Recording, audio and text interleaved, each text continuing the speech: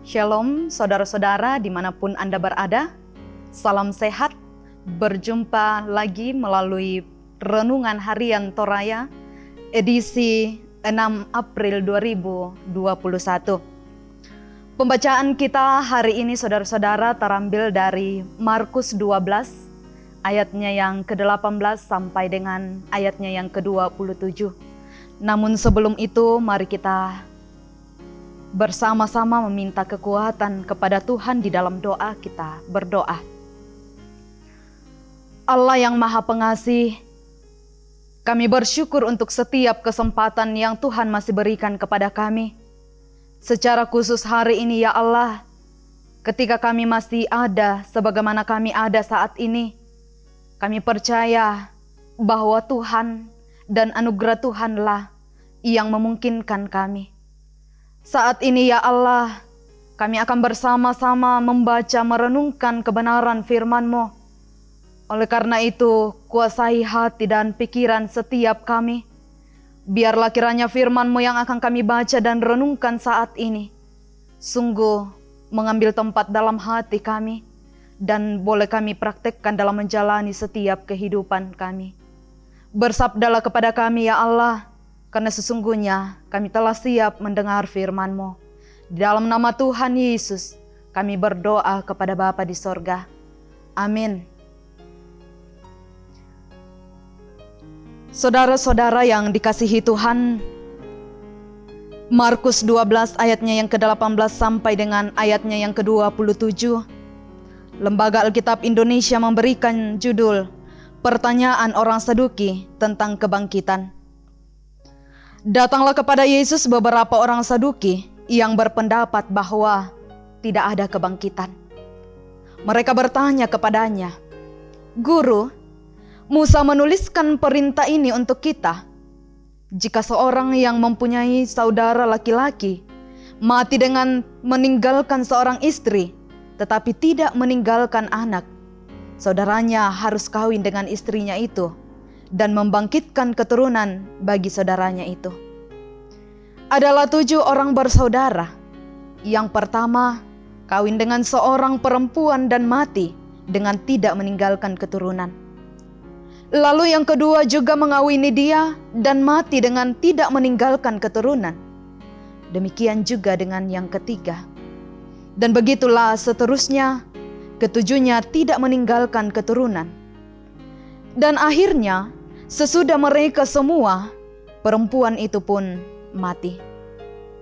Pada hari kebangkitan, bila mana mereka bangkit, siapakah yang menjadi suami perempuan itu? Sebab ketujuhnya telah beristrikan dia." Jawab Yesus kepada mereka, "Kamu sesat. Justru karena kamu tidak mengerti kitab suci maupun kuasa Allah. Sebab apabila orang bangkit dari antara orang mati, orang tidak kawin dan tidak dikawinkan, melainkan hidup seperti malaikat di sorga. Dan juga tentang bangkitnya orang-orang mati, tidakkah kamu baca dalam kitab Musa, dalam cerita tentang Semak Duri, bagaimana bunyi firman Allah kepadanya? Akulah Allah Abraham, Allah Ishak dan Allah Yakub. Ia bukanlah Allah orang mati, melainkan Allah orang hidup. Kamu benar-benar sesat." Amin.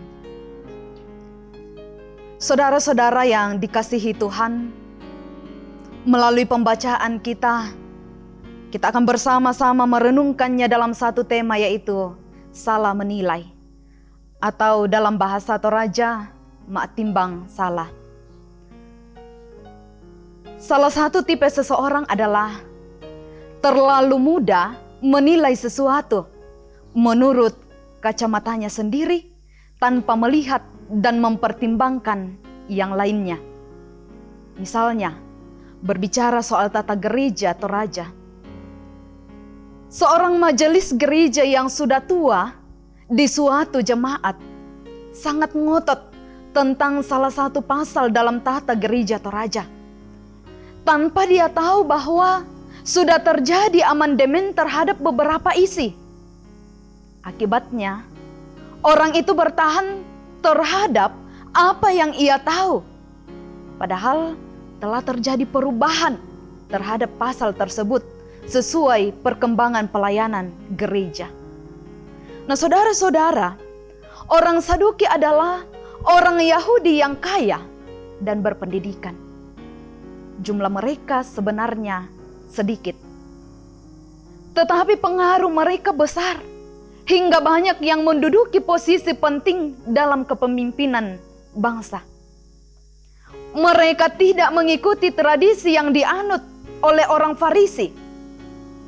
Mereka tidak mempercayai kebangkitan dengan alasan mereka tidak menemukan pengajaran tentang kebangkitan dalam Perjanjian Lama. Mereka percaya bahwa ketika tubuh mati, jiwa pun mati.